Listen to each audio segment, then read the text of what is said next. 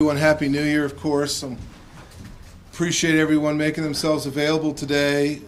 Thank you for coming to the District Attorney's Year in Review news conference. I was appointed to this position about 1 year and 1 week ago. And first, let me make this very clear and say as emphatically as I possibly can. The prosecutors, paralegals, victims advocates, investigators, special agents, and all the other people that make up the District Attorney's Office truly bust their tails every single day to make this county a safer place. And I'm so proud to lead this office because the amount of work that they do is unbelievable. And I think when I show you the numbers that I'm about to show you, you will appreciate how much work this office truly does every single day, day in, day out of the year. It is amazing. So let me get right to it. Overall, the year 2023, I think, has been a really good year in this office. When I came in, a year and a week ago or so, I made it a point to emphasize how I'm going to have the backs of these prosecutors. And one of the things we had to do right away was we needed to hire more prosecutors. We need to hire more support staff, more paralegals. And we've done exactly that. In the calendar year of 2022, there was a total of 12 attorneys hired. Since I've been in this office, we've hired actual prosecutors who are actually working today in this office. We have hired 45 of them, and we have commitments from a number of others for the upcoming months. Support staff, we have hired 42 more support staff for a total of 87 employees in the calendar year of 2023. And that, a lot of credit goes to the folks who are recruiting those folks into this office, and it makes a real difference. And I know a lot of different DA's offices are experiencing a real shortage in prosecutors. We obviously want to hire more prosecutors as well, but I think those numbers reflect an office where people want to work.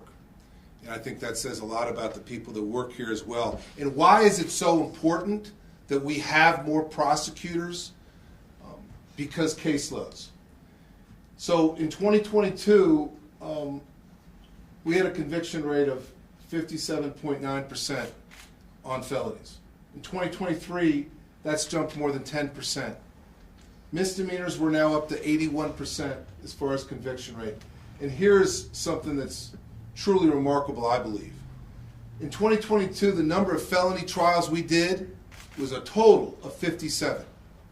This office has tried 111 felony trials in the year 2023. And I'm told from prosecutors who've been here a long, long time that no year has this office ever even come close to that number. We almost doubled from the year before how many felony trials this office took to trial. And so again, the amount of work that this office is doing is incredible. I mean, there's some highlight on the bottom of an example of the work we're doing on that particular case. Why, again, is it so important? And if we can go to the next, homicide trials.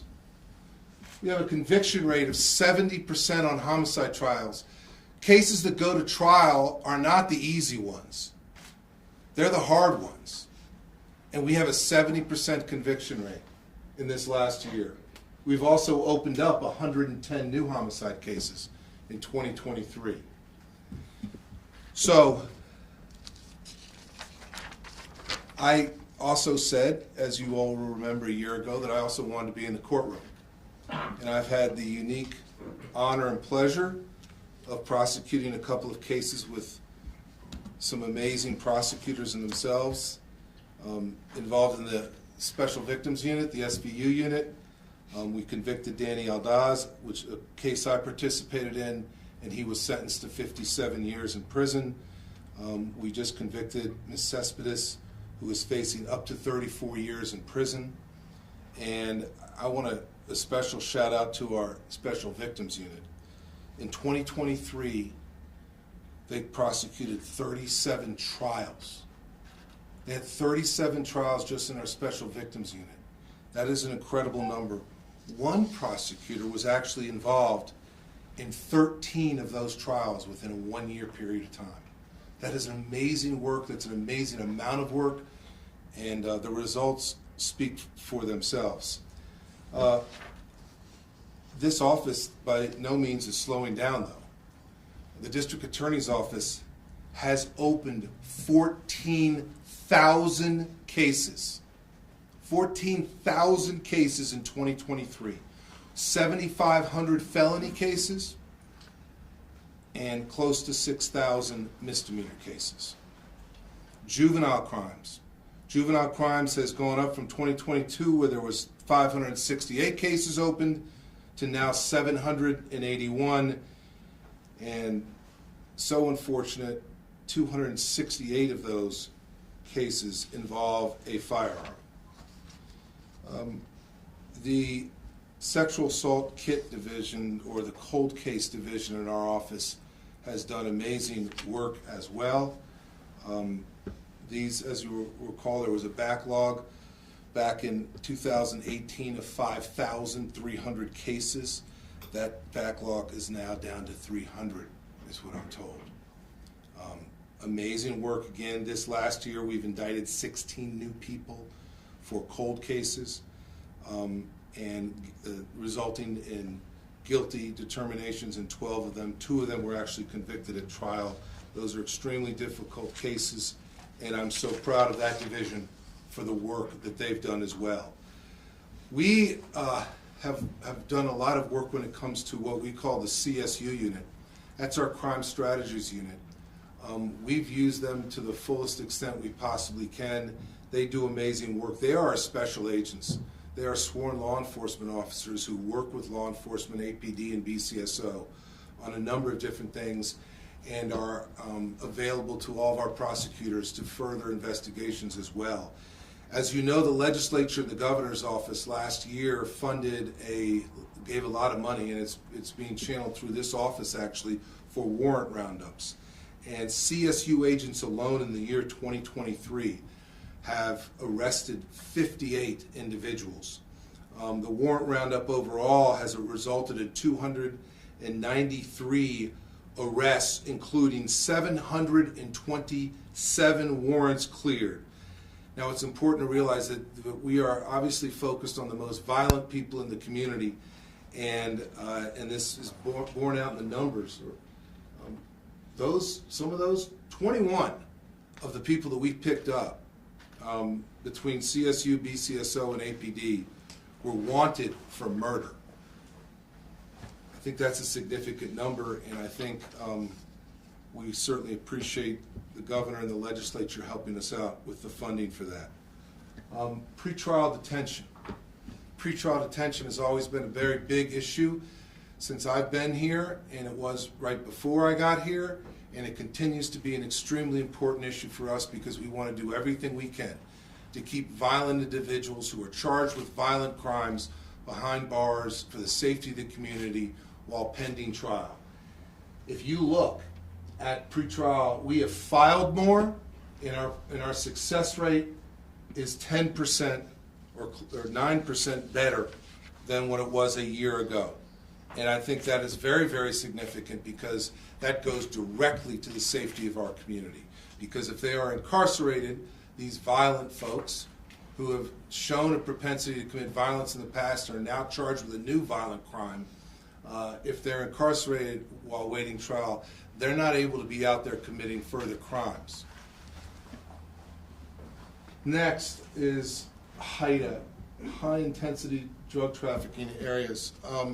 We have, before this office was not involved, we have now stepped up and dedicated a full-time prosecutor to drug trafficking cases, specifically with HIDA. They have handled, at this point in the year 2023, 348 cases. I think that's extremely important because fentanyl. Fentanyl, I have never seen a drug like fentanyl in my entire lifetime. And I've lived a long time now. It is really, really scary. People get on fentanyl, they go from 0 to 100 miles an hour, and then they crash the same way. And fentanyl is destroying a large segment of our community, and we have to do everything we can. But we can't just prosecute our way out of this drug issue. And that's why we know that very clearly, why we have emphasized, since I've been in this office, a real emphasis on diversion and getting people help who would have no reason to be in the criminal justice system if it were not for their drug addiction. And we, as you can see from the numbers on the screen right now, we have increased from 2022, 278 to 383 people in our pre-prosecution diversion program, and those that actually participate in our program. We've had 217 of them complete that program successfully this year, but also 95% of the participants that actually participate in this are successful. We are on track. This is a scary number. Just in our own pre-prosecution diversion program, to have up to 500 participants early this year. Specialty courts are also another very beneficial and helpful source to get people the help they need. The drug court, the opt-in court, the mental health court, the young adult court, all very, very important means to help people get them on the right track so they don't stay in the criminal justice system. We cannot prosecute our way out of the fentanyl problem alone. We need to do diversion. But here's a scary concept. As of right now, every one of those specialty courts is at capacity. They don't have any room right now. And I'll talk about our legislative priorities in the coming up, but one of them is obviously to fund the court system enough to where they can continue to expand extremely important programs that make a difference in people's lives and make a difference in the criminal justice system. And these specialty courts have an effect on the amount of crime that is drug related, and quite frankly, so much of our crime right now is drug related. We need both sides. We need to be able to prosecute the traffickers who are willing to put these drugs on the streets, and we need to help the people that get addicted to these awful, awful drugs. Juveniles. Unfortunately, there has been 21 juveniles in Bernalillo County who've been charged with murder. 16 of those charged with have been charged with first-degree murder. First degree. If you want to commit an adult crime as a juvenile, you will be getting adult charges.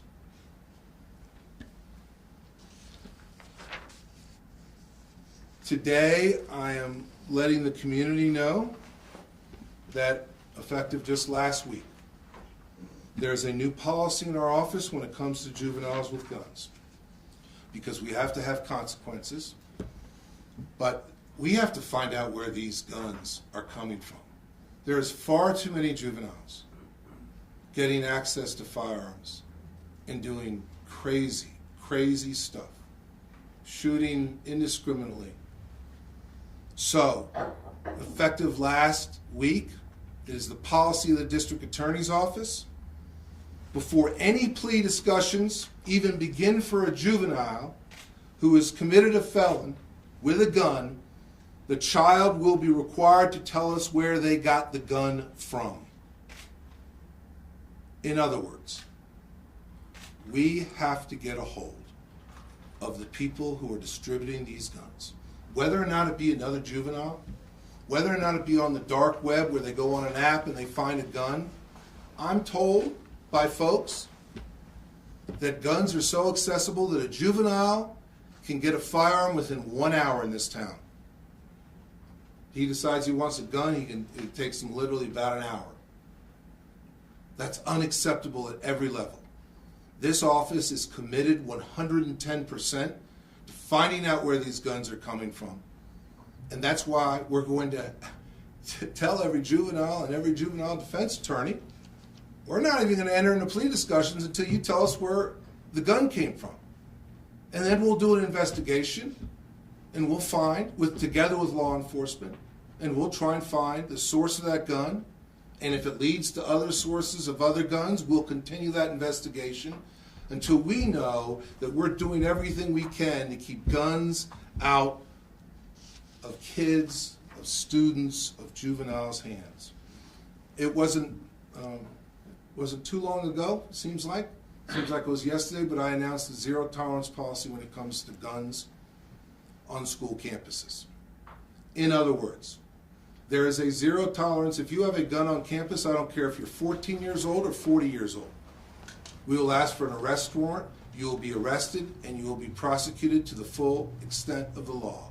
When it comes to juvenile crime, guns on school campuses, there has to be consequences. For too long, and I'm not blaming anybody in particular, but for too long, juveniles have not faced consequences for their actions. And so they do something, they get away with it, and their consequences, you're going to be on probation. Don't do anything again. And they do something again. They steal another car, and they get put on probation again.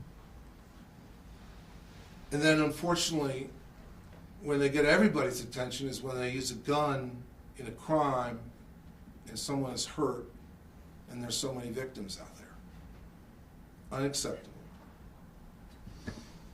So we will continue to prosecute to the full extent of the law anybody bringing a gun on campus. I can't think of anything more dangerous to a community, to a school, to our children. And we of course have to have in the forefront the well-being and the safety of our children in this community. I have also, it's not just the heavy hammer, if you will, with prosecutions, but I have also, and this office has worked diligently to work with APS and our other partners in this community, and go out and talk to young people. And I would remind everybody that tomorrow, in fact, I'm going to be speaking to the entire Highland High School. I truly do enjoy talking to our students and our young people in our community, but we have some very honest and frank discussions. Not just do I tell them of the ramifications of getting involved in guns, but I like to continue those discussions even afterwards with some of these young people about where the guns are coming from, and the fact that if you see something, you need to tell somebody. So that is an initiative that I will continue to do. Shoplifting, as everybody knows, has been a major concern of this community now for some time. It was when I took office, and I've taken that to a different level, if you will. In the past, when it comes to misdemeanors, shoplifting, they were all prosecuted, officer-prosecuted cases. Now that's no longer the case. This office enters its appearance. We have a prosecutor on every single misdemeanor charge for shoplifting in Metropolitan Court. We are working with partners such as the retailers and the businesses out there. We're doing our best to make sure we are exchanging information about who is doing this. And I think over time, we are going to get a handle on shoplifting. And I want the community to know we're going to get a handle on shoplifting. It's going to take a little bit of time, but we are focused. And I can tell you, just on the side, APD, BCSO, the state police, and this office, I don't think have ever worked as good together as we are now. We are in constant communication. I talk to the leaders of those agencies just about every single day. We have great relationships. We got each other's back. And most importantly, we got the community's back. We are out there every single day trying to make this as safe a community as it possibly can be.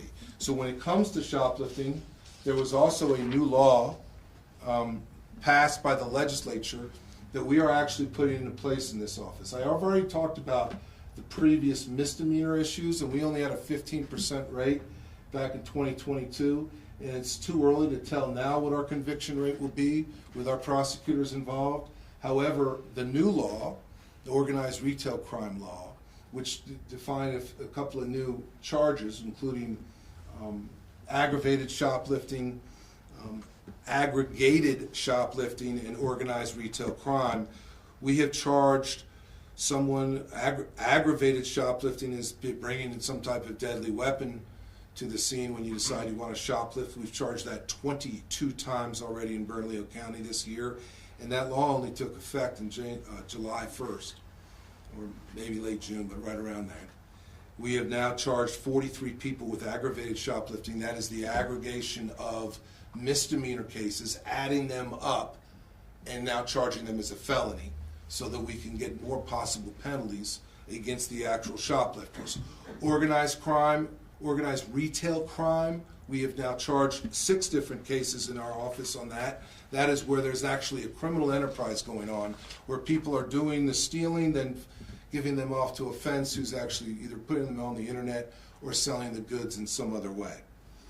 Another new initiative, thanks to the New Mexico Sentencing Commission, we are putting in place a new gun team in this office. It will go after and prosecute, obviously, people involved in committing crimes with guns.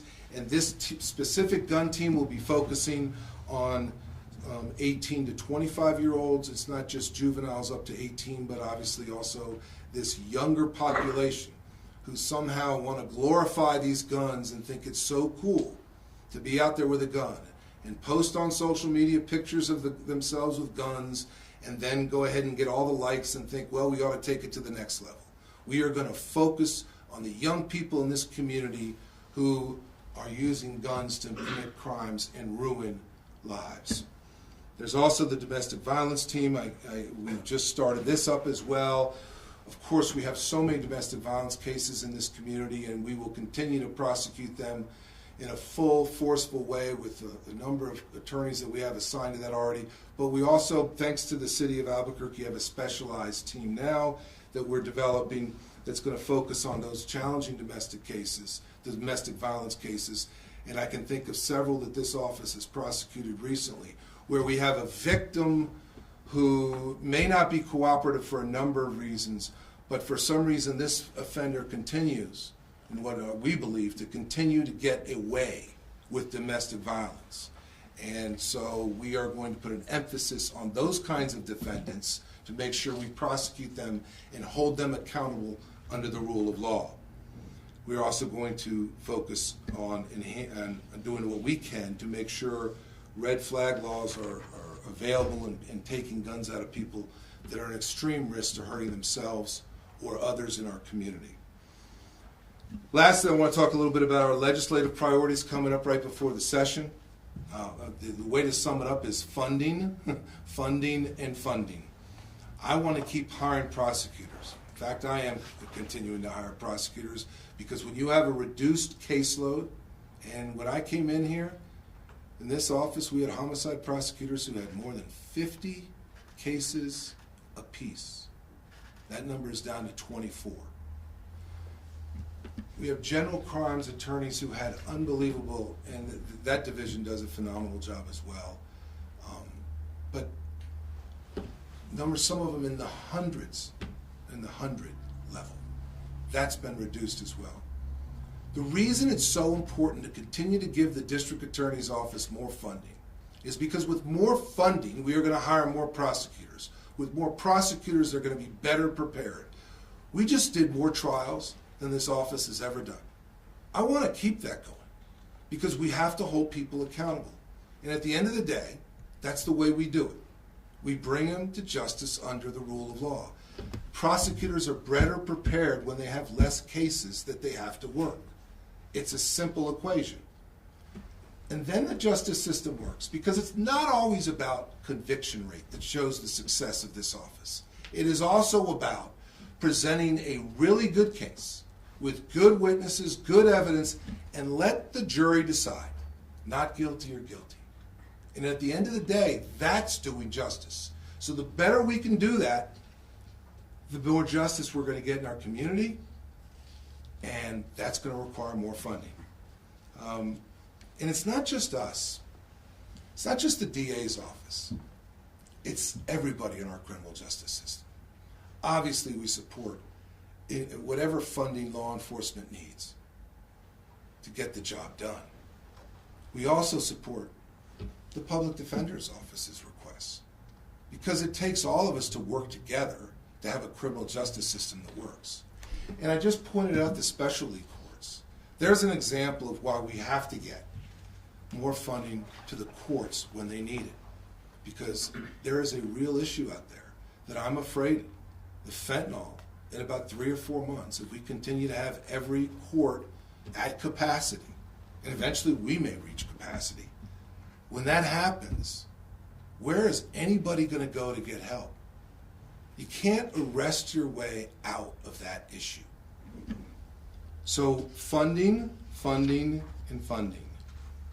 On a side note, other issues that I will be advocating for: human trafficking. I want to increase the penalties when it comes to human trafficking. I want to broaden the language so we just don't have victim-based prosecutions, because let's remember who the victims are, and I want to be able to prosecute cases without having to rely on the victims 100%.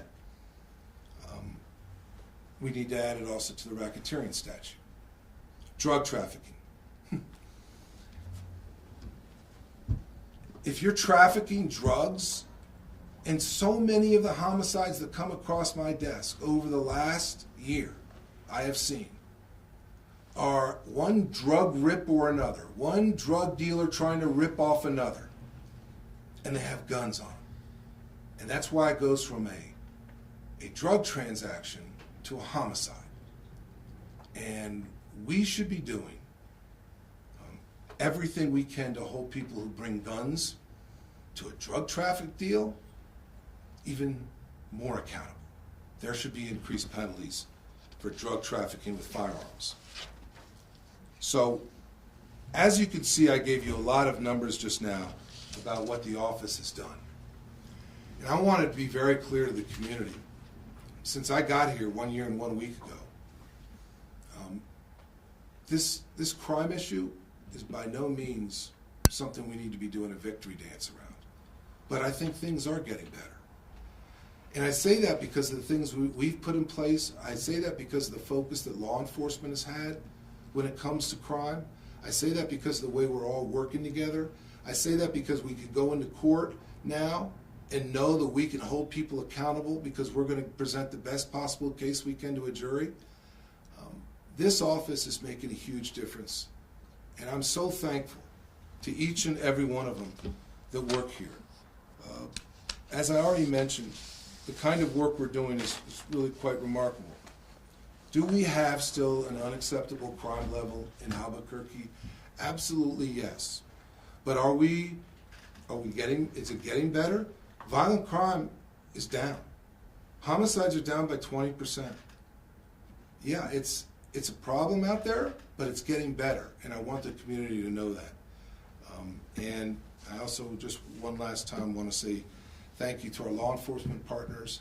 Thank you to this community for working with us in the way they do, and thank you to each and every single person that works in this office, because I know how hard you bust your tail every single day. So with that, about anything over the last year, I'm happy to answer any questions from the media. Yes, sir. Are there any numbers that are going in the wrong direction? You showed us a lot of progress, but where are the areas that you want to see more progress? Juveniles with guns is absolutely going in the wrong direction right now.